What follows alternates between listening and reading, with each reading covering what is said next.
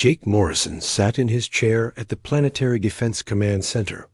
The screens around him showed nothing but empty space and distant stars.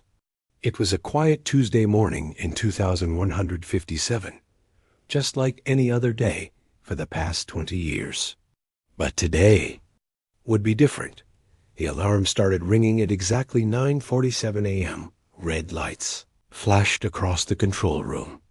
Jake jumped up from his chair and ran to the main display screen. His heart was beating fast. "What do we have?" Jake asked his team. Lisa Bennett, the head scientist, looked at her computer with wide eyes. "Sir, we have a problem. A big problem." The main screen showed a view of space near the edge of their solar system. At first, Jake saw nothing. Then Lisa pointed to small dots that were moving toward them. But these were not small at all. They were huge ships, hundreds of them. "How many?" Jake asked. 847 ships, sir," said Ryan Brooks, the young pilot who worked the sensors. "They are all heading straight for Earth." Jake felt his stomach drop. This was the moment they had all been waiting for. The moment they had hoped would never come, but they were ready. Earth had been getting ready for this day for 50 years. "Get me Admiral Sullivan on the line," Jake ordered, "and activate Protocol Omega." Lisa's fingers moved quickly across her keyboard. "Sir, the ships are huge. Much bigger than anything we have ever seen. The largest one is over 2 miles long." Jake looked at the screen again. The alien ships were still far away, but they were moving fast. Too fast for normal space travel. These aliens had technology that could move ships faster than light. "Sir, we are getting a message," Ryan said. "It's coming from the big ship in the center." "Put it on the main screen," Jake ordered. The screen changed to show a strange creature. It had gray skin and 4 arms. Its eyes were black and cold. When it spoke, its voice was deep and scary. "I am War Marshal Vexver of the Zephyrian Empire," the creature said. "We have come to claim your world for our empire. Your planet will serve us. Your people will work for us. You have 24 hours to surrender. If you do not surrender, we will destroy your cities and take your world by force." The message ended. The control room was quiet for a moment. Then Jake smiled. "He thinks we're going to surrender," Jake said. "He has no idea what's coming." "Admiral." Katie Sullivan's face appeared on another screen. She was a strong woman with gray hair and sharp blue eyes.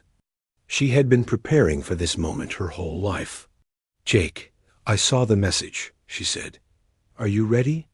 "Yes, ma'am. All systems are ready. The Shadow Defense Initiative is ready to go active." "Good. Start Phase 1. Let them think we're scared." Jake turned to his team. "You heard the Admiral. Start sending out the fake messages. Make them think we're just a normal planet with normal weapons." Lisa started typing commands into her computer. Soon, Earth was sending out radio messages that sounded frightened and weak. The messages talked about how Earth only had simple rockets and basic weapons, but this was all lie.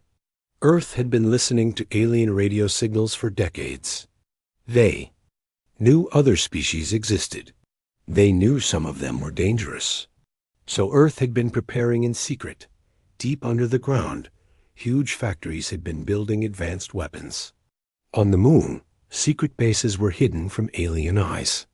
In the asteroid belt, mining operations were really weapon platforms in disguise. "Sir, the alien fleet is getting closer," Ryan said. "They will reach Mars in 6 hours." Jake looked at the timer on his screen. They had time. Everything was going according to plan. "Lisa, how are our defense systems?" Jake asked. "All asteroid platforms are online and ready. The moon bases are charged and waiting. The hidden fleet is in position behind the moon. All cloaking systems are working perfectly." Jake smiled again. The aliens thought they were attacking a weak planet. They had no idea that Earth had been building the most powerful defense system in the galaxy. "Sir, I'm picking up more alien." "Communications," Ryan said. "They're talking to each other.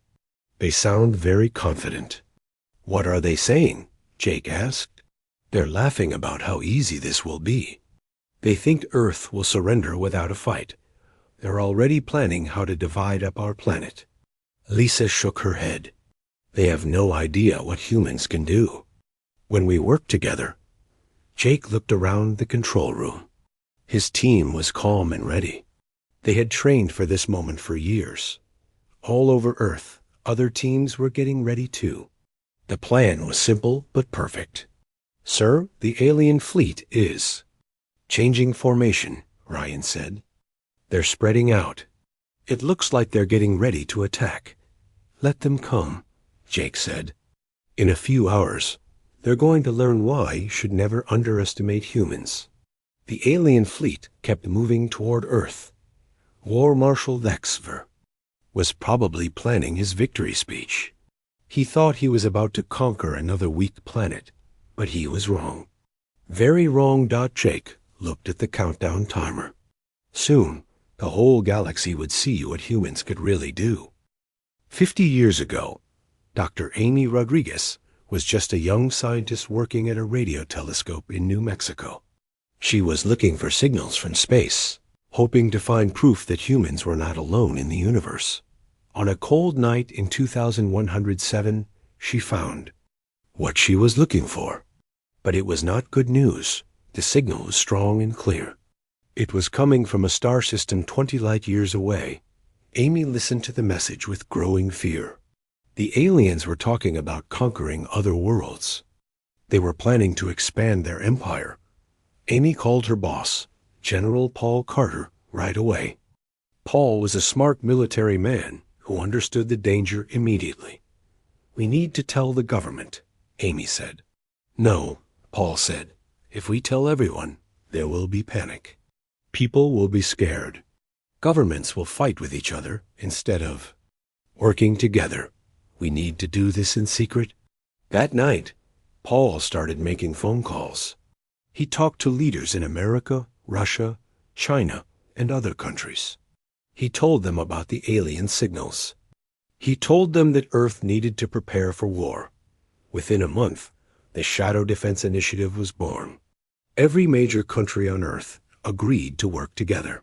They would build weapons and defenses in secret. They would make Earth ready to fight. The plan was simple but brilliant. Earth would pretend to be weak while secretly becoming strong. They would keep sending out radio and TV signals that made them look primitive. But underground, they would build the most advanced weapons in the galaxy. Major Danny Williams was put in charge of the asteroid project. His job was to turn the asteroid belt into a giant weapon. Danny and his team went to work immediately. Built mining ships that looked normal from the outside. But inside, they were really construction ships. They hollowed out hundreds of asteroids and filled them with rail guns. These guns could fire metal projectiles at incredible speeds. Each asteroid can fire 1,000 rounds per minute, Danny explained to his team. The projectiles will hit alien ships with the force of nuclear bombs. Colonel Beth Taylor worked on the satellite defense network. Her team launched thousands of satellites into orbit around Earth. But these satellites were not for communication. They were weapons platforms equipped with lasers and missile systems. The best part was the cloaking technology. Dr. Amy Rodriguez had figured out how to make things invisible to alien sensors. All of Earth's weapons were hidden from enemy eyes. "The aliens will think our satellites are just space junk," Beth said. "They won't know what hit them." On the moon, Commander Kelly Johnson was building something even more impressive. Hidden in craters on the far side of the moon, huge factories were working day and night. They were building spaceships. These were not the simple rockets that Earth showed to the galaxy. These were advanced warships with powerful engines and heavy weapons. The moon factories had been building ships for 40 years. "We now have over 800 ships," Kelly reported to Admiral Sullivan. "Each one is equipped with plasma cannons and quantum shields." The plasma cannons were Dr. Steve Parker's invention. Steve had figured out how to create weapons that fired superhot plasma. These weapons could cut through any known armor. "The aliens use energy shields," Steve explained. "But plasma weapons can overload their shields and destroy their ships." Major Linda Thompson was in charge of the orbital defense platforms. These were huge structures that orbited Earth at different distances. They looked like space stations from the outside, but they were really giant weapons. "Each platform has enough firepower to destroy 100 alien ships," Linda said. "We have 50 platforms around Earth." The most important part of the plan was keeping it secret. Earth had to look weak and primitive, so they kept sending out old TV shows and radio programs. They made sure their space missions looked simple and basic. When aliens scanned Earth, they saw a planet with primitive rockets and basic weapons. They had no idea about the hidden factories, the weapons platforms, or the secret fleet. Dr. Rachel Green worked on the quantum disruption weapons. These were special devices that could shut down alien technology. Rachel had studied alien communication signals for years to understand how their technology worked. "Their ships use quantum computers to control everything," Rachel said. "If we can disrupt their quantum systems, their ships will be helpless." Lieutenant Tony Garcia was stationed on Mars. His job was to watch for alien ships and control the defense systems in the outer solar system. Tony had been living on Mars for 5 years, pretending to be a simple research scientist.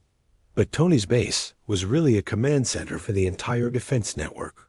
From Mars, he could coordinate attacks across the whole solar system. "I can see everything from here," Tony told his team. "When the aliens come, I'll be ready." The hardest part was waiting. For 50 years, Earth had been preparing for this moment. Thousands of people worked on the project. They built weapons, trained soldiers, and planned strategies. But they had to keep it secret from their own families. They had to pretend that Earth was just a normal planet with normal problems. They couldn't tell anyone about the coming war. Jake Morrison had been chosen to lead the defense when the time came. He was a brilliant military commander who understood both strategy and technology. For 20 years, he had been studying alien tactics and preparing for battle. "The aliens think they're fighting primitive humans," Jake said to his team. "They have no idea that we've been preparing for this moment our whole lives." Now, as the alien fleet approached Earth, all the preparation was about to pay off. The Shadow Defense Initiative was ready to show the galaxy what humans could really do. The alien ships were getting closer. In a few hours, they would learn that Earth was not the weak planet they expected. They would learn that humans were much more dangerous than they looked. War Marshal Vexver was about to make the biggest mistake of his life. He thought he was conquering a primitive world. Instead, he was flying into the most powerful trap ever built. The alien fleet moved through space like a swarm of angry insects. War Marshal Vexvar stood on the bridge of his flagship, looking at the blue planet ahead. Earth looked small and helpless. This would be easy. "War Marshal," said his communications. "Officer, we are receiving more surrender messages from the planet. They are begging us not to attack." Vexvar laughed. His forearms moved as he gestured toward the screen. "Pathetic creatures. They know they cannot fight us. This will be over quickly." Lieutenant Tony Garcia watched the alien fleet from his hidden base on Mars. The ships were huge and impressive, but Tony was not scared. He had been waiting for this moment for 5 years. "Command, this is Mars base," Tony spoke into his microphone. "Enemy fleet is now passing Mars orbit. They are in attack formation. Permission to begin Phase 2? Jake Morrison's voice came back through the radio. "Permission granted, Tony. Start Phase 2. Tony smiled and pressed a button on his control panel. All across the solar system, hidden weapons began to wake up. The real battle was about to begin. War Marshal Vexvar wanted to show the humans how powerful his fleet was. He decided to destroy their moon first. This would scare them and make them surrender faster. "Target their moon," he ordered. "Fire." A demonstration shot. Let them see what happens when they resist the Zephyrian Empire. The flagship's main weapon charged up. It was a massive energy cannon that could destroy entire cities. The weapon fired a bright beam of energy toward Earth's moon. But something strange happened. The energy beam hit an invisible wall around the moon. The beam scattered in all directions, like light hitting a mirror. The moon was not damaged at all. What happened? Exfer demanded. Why didn't the moon explode? His science officer looked at his instruments with confusion. "Sir, there appears to be some kind of energy shield around the moon, but our sensors show nothing there." Commander Kelly Johnson was inside the moon, watching the alien attack on her screens. The quantum shields were working perfectly. The alien weapon had no effect at all. "Nice try," Kelly said to herself. "Now it's our turn." On Earth, Jake Morrison saw the alien attack on his screens. The moment he had been waiting for had finally arrived. It was time to drop the pretense. "All units, this is command." Jake spoke into his microphone. "The aliens have fired on us. We are now at war. I repeat, we are now at war. Begin Operation Thunderstrike." All across the solar system, Earth's hidden weapons began to reveal themselves. The cloaking systems shut down. Hundreds of satellites that had looked like space junk suddenly became visible as weapon platforms. Dr. Steve Parker sat in his control room, watching the alien fleet on his screens. His plasma cannon arrays were charged and ready. He had been waiting 40 years for this moment. "Plasma cannons online," Steve announced. "Ready to fire on your command." The asteroid belt suddenly came alive with activity. Major Danny Williams and his team activated the railgun systems hidden inside the asteroids. What had looked like a normal asteroid field was really a massive weapons platform. "All railguns ready," Danny reported. "We have clear shots on the entire alien fleet." War Marshal Vexfer was staring at his screens in shock. Where there had been empty space a moment ago, there were now hundreds of weapon platforms. The humans had been hiding an entire military fleet. "How is this possible?" he demanded. "Our intelligence said they were primitive." His tactical officer was reading his instruments with growing panic. "Sir, I'm detecting massive energy signatures throughout the solar system. They have weapons everywhere. This is not a primitive civilization." Colonel Beth Taylor activated her satellite defense network. Thousands of hidden satellites around Earth powered up their weapons. The planet was now surrounded by a wall of defensive fire. "Orbital defenses online," Beth reported. "Earth is fully protected, but the biggest surprise was yet to come. Behind the moon, Admiral Katie Sullivan gave the order her fleet had been waiting for. "All ships decloak now. Show them what we really have." The space behind the moon suddenly filled with Earth's secret fleet. 800 advanced warships appeared out of nowhere. They were sleek and powerful, with weapons that glowed with energy. Captain Sam Hughes was piloting one of the new stealth fighters. His ship was small but incredibly fast. It could fly circles around the alien vessels. "This is Fighter Squadron Alpha," Sam reported. "We are ready to engage." Major Julie Adams controlled the automated defense drones. These were small robotic ships that could swarm enemy vessels. She had 10,000 drones ready to launch. "Drone swarms ready," Julie announced, awaiting orders to attack. War Marshal Vexfer was beginning to understand how badly he had been fooled. The humans had not been weak at all. They had been pretending to be weak while building the most powerful defense system he had ever seen. "All ships emergency retreat," he ordered. "We need to get out of here." But it was too late. Jake Morrison had been planning this moment for 20 years. He knew the aliens would try to run when they saw Earth's real power. That's why he had positioned ships all around the solar system. "Attention alien fleet," Jake broadcast on all frequencies. "You are surrounded. Your ships are outnumbered and outgunned. Surrender now, and you will be treated well. Continue fighting, and you will be destroyed." Dr. Amy Rodriguez activated the quantum disruption weapons.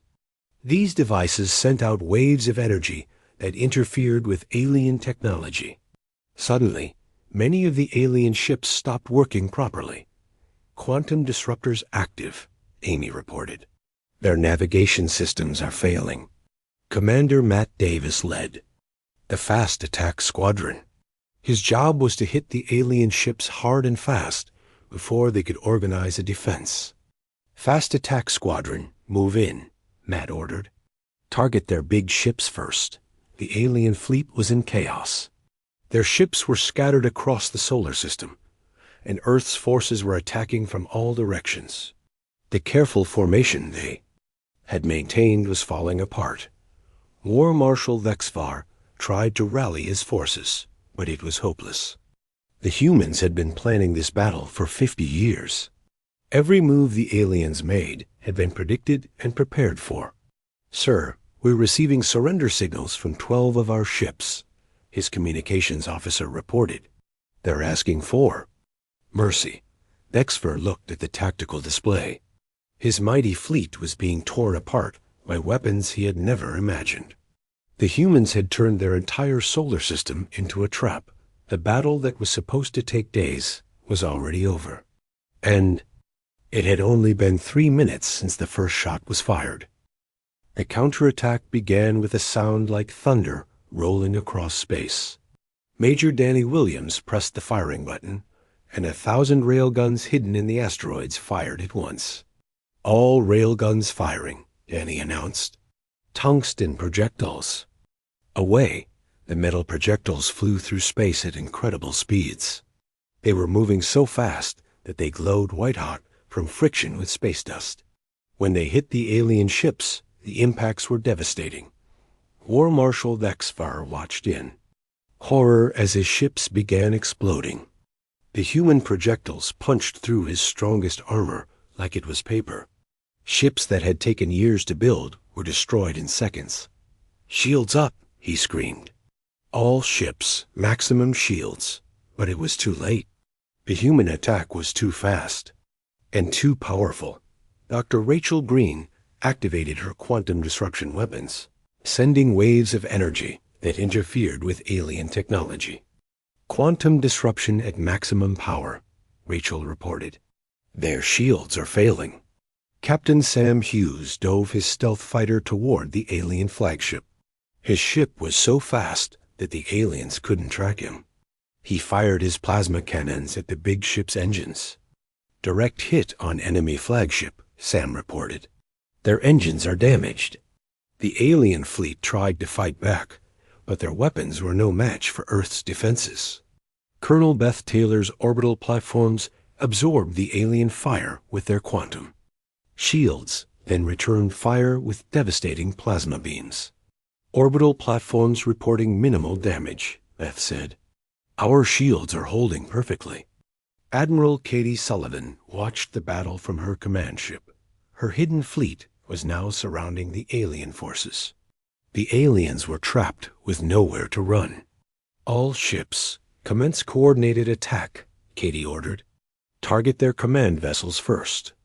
Commander Matt Davis led his Fast Attack Squadron in a deadly dance around the alien ships. His fighters were small and quick, hitting the aliens from all angles before they could respond. "Fast Attack Squadron scoring multiple hits," Matt reported. "Enemy formation is collapsing." Dr. Steve Parker's plasma cannon arrays were cutting through the alien fleet like hot knives through butter. The plasma beams were so hot that they melted alien armor instantly. Plasma cannons at full power, Steve announced, were cutting through their ships like they're made of paper. War Marshal Dexver was running out of options. His mighty fleet was being destroyed by humans he had thought were primitive. Half his ships were already gone, and the rest were badly damaged. "Send a message to the Zephyrian Empire," he ordered. "Tell them we were wrong about these humans. Tell them Earth is too dangerous to attack." But his communications officer shook his head. "Sir, the humans are jamming our long-range communications. We can't reach home." Major Julie Adams released her drone swarms. 10,000 small robotic ships poured out of hidden bases and swarmed the alien vessels. The drones were too small and fast for the aliens to hit, but they could cause serious damage. "Drone swarms engaging," Julie reported. "We're hitting them from all sides." The alien ships were taking damage faster than they could repair it. Lieutenant Tony Garcia coordinated the attack from Mars, making sure every human weapon was used maximum effect. "Mars command to all units," Tony announced. "The aliens are trying to regroup near Jupiter. Redirect fire to grid 77 Alpha." The asteroids in that area immediately shifted their fire toward the alien ships near Jupiter. The railguns fired another 1,000 projectiles, and more alien ships exploded in brilliant flashes of light. Commander Kelly Johnson emerged from the moon with her secret fleet. Her ships were fresh and fully armed. They joined the battle just as the aliens were trying to make a desperate escape. "Moon fleet engaging," Kelly reported. "No alien ship leaves this system." The alien fleet was now completely surrounded. Earth's forces attacked from above, below, and all sides. The careful trap that Jake Morrison had planned was working perfectly. "All units, maintain formation," Jake ordered. "Don't let any of them escape." War Marshal Dexver made one last desperate attempt to save his fleet. He ordered all his remaining ships to attack Earth directly. If he was going to die, he would at least try to damage the human home world. "All ships, attack the planet," he commanded. "We will not die without fighting." The surviving alien ships fired their remaining weapons at Earth. Hundreds of energy beams and missiles headed toward the blue planet. For a moment, it looked like the aliens might cause some damage, but Earth's defenses were too strong. The orbital platforms absorbed the alien fire with their quantum shields. The satellite networks shot down the missiles. The planet was completely protected. "Earth defenses holding," Colonel Beth Taylor reported. "All alien fire neutralized." The alien attack had failed completely. Now they were defenseless and surrounded. Dr. Amy Rodriguez increased the power of her quantum disruption weapons, and the remaining alien ships stopped working entirely. "Quantum disruption at maximum," Amy announced. "All enemy ships are disabled." "Captain." Sam Hughes flew his fighter close to the alien flagship. He could see through the windows that the aliens inside were scared and confused. Their mighty war machine had been completely defeated. "Flagship is disabled," Sam reported. "The War Marshal is trapped." Jake Morrison opened a communication channel to the alien fleet. His voice was calm and professional, but there was no doubt about who had won this battle. "War Marshal Dexver," Jake said, "your fleet is defeated. Your ships are disabled. Your weapons are useless. Surrender now, and we will spare your lives." War Marshal Dexver looked around his bridge. His officers were staring at him with fear and confusion. The mighty Zephyrian Empire had been defeated by a species they had thought was primitive. "How?" he asked. "How did you do this?" Jake smiled, even though the alien couldn't see him. "We did this by working together. We did this by planning ahead. We did this by never giving up. That's what humans do best. The battle was over. In just 12 minutes, Earth had completely destroyed the most powerful invasion fleet in the galaxy. The aliens who had come to conquer Earth were now prisoners of the people they had underestimated. War Marshal Dexver slowly raised his 4 arms in surrender. The Zephyrian Empire had learned a hard lesson about the power of human determination.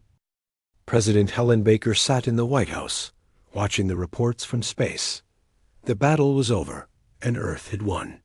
But she knew this victory would change everything. Admiral Sullivan, Helen said into her phone, "What's our status?" Katie. Sullivan's voice came through clearly. "Madam President, the alien fleet is completely defeated. We have captured 847 ships and taken 50,000 prisoners. Our losses are minimal." Helen smiled. 50 years of secret preparation had paid off. Earth was now the most powerful military force in the galaxy. "What about their leader?" Helen asked. "War Marshal Dexver is our prisoner," Katie replied. "He's asking to speak with you." Admiral Frank Miller walked into the Oval Office. He was the new head of the Solar Defense Force, the military organization that would replace the secret Shadow Defense Initiative. "Madam President," Frank said, "we need to decide what to do next. The whole galaxy is watching." Helen nodded. She had been thinking about this moment for years. Earth could not stay hidden anymore. They had revealed their true power to the universe. "Send the battle recordings to every alien civilization we know about," Helen ordered. "Let them see what happens when you attack Earth." Dr. Kevin Lee was already working on that problem. He was a communications expert who had been studying alien technology for decades. His job was to make sure the whole galaxy knew about Earth's victory. "The recordings are ready," Kevin reported. "I'm sending them to 200 different star systems. Every major civilization will know about this battle within hours." War Marshal Dexver was brought to Earth in chains. He was the first alien prisoner of war in human history. The proud leader of the Zephyrian Empire was now a defeated enemy. "I want to speak with your leader," Dexver demanded. "I have important information about the galaxy." Ambassador Carol Wright was chosen to talk with him. She was Earth's first diplomatic representative to alien species. Carol had studied alien cultures for 30 years. "What do you want to tell us?" Carol asked. Dexver looked tired and scared. His 4 arms were shaking as he spoke. "You don't understand what you've done. The Zephyrian Empire controls 14 star systems. When they learn about this defeat, there will be chaos." "Good," Carol said. "Maybe other species will be free from your empire." And that's exactly what happened. Within days of the battle, the recordings reached every corner of the galaxy. Alien civilizations that had been enslaved by the Zephyrian Empire saw Earth's victory and began to rebel. The Krillian Republic was the first to break free. They had been fighting the Zephyrians for years, but they were too weak to win. When they saw Earth's power, they found the courage to fight back. "Earth has shown us that the Zephyrians can be defeated," said their leader in a message to President Baker. "We request an alliance with your people." Soon, other species were sending similar messages. The Altarian Federation, the Vegan Collective, and the Centauri Union all wanted to be friends with Earth. They had seen what happened to those who attacked humans, but it wasn't just fear that brought these aliens to Earth. They were also impressed by human technology. Dr. Kevin Lee was put in charge of studying captured alien ships and sharing technology with friendly species. "Their quantum computers are interesting," Kevin reported, "but our plasma weapons are much more advanced. We can help each other." The most surprising message came from the Galactic Council. This was a group of the oldest and most powerful species in the galaxy. They had been watching Earth for years without making contact. "We are impressed by your military capabilities," their message said. "We would like to invite Earth to join the Galactic Council as a full member. President Baker was amazed. In just one day, Earth had gone from being a hidden world to being one of the most important planets in the galaxy. "Schedule a meeting with the Galactic Council," Helen told Carol. "It's time for humanity to take its place among the stars." Admiral Frank Miller was busy reorganizing Earth's military. The secret Shadow Defense Initiative was no longer needed. Instead, Earth would have an open and powerful space force. "We're calling it the Terran Space Navy," Frank explained. "We'll protect Earth and help our new allies." The asteroid defense platforms were converted into permanent bases. The moon shipyards began building new types of vessels for exploration and diplomacy. Mars became the headquarters for the Outer Solar System Defense Force. Captain Sam Hughes was promoted to lead the new fighter squadrons. His stealth fighters had performed so well in the battle that other species wanted to buy them. "We're getting requests from 50 different worlds," Sam reported. "Everyone wants our fighter technology." But Earth was careful about sharing its most advanced weapons. President Baker created strict rules about what technology could be shared and with whom. "We'll help our friends," Helen said, "but we won't give away the secrets that keep Earth safe." The Zephyrian Empire collapsed within a month. Without their powerful military, they couldn't control their enslaved worlds. Species that had been oppressed for centuries were finally free. Some of the former Zephyrian worlds asked to join Earth's growing alliance. Others wanted to be independent. Earth supported both choices, as long as they committed to peace. War Marshal Vexvar was put on trial for war crimes. The trial was broadcast across the galaxy as a warning to other would-be conquerors. "You came to Earth planning to enslave us," the judge told him. "Instead, you freed hundreds of worlds from your empire. History will remember you as the alien who accidentally brought peace to the galaxy." Dr. Amy Rodriguez, the scientist who had first detected alien signals 50 years ago, was given a special honor. She was chosen to lead Earth's first diplomatic mission to the Galactic Council. 50 years ago, I heard alien voices in space," Amy said. "I was scared of what they might do to Earth. Now I'm going to represent humanity to the galaxy." It's amazing how things change. The mission to the Galactic Council was a success. Earth was accepted as a full member and given a permanent seat on the ruling committee. Humanity was now officially one of the major powers in the galaxy. But the most important change was in how other species saw humans. Before the battle, they had thought Earth was primitive and weak. Now they knew that humans were smart, determined, and incredibly dangerous when threatened. "Never underestimate the humans" became a common saying across the galaxy. They are much more than they appear to be. Earth had won more than just a battle. They had won respect, allies, and a place among the stars. The little blue planet that had once been alone in the universe was now the center of a growing galactic alliance. And it all started with 12 minutes of perfect warfare that showed the galaxy what humans could do when they worked together.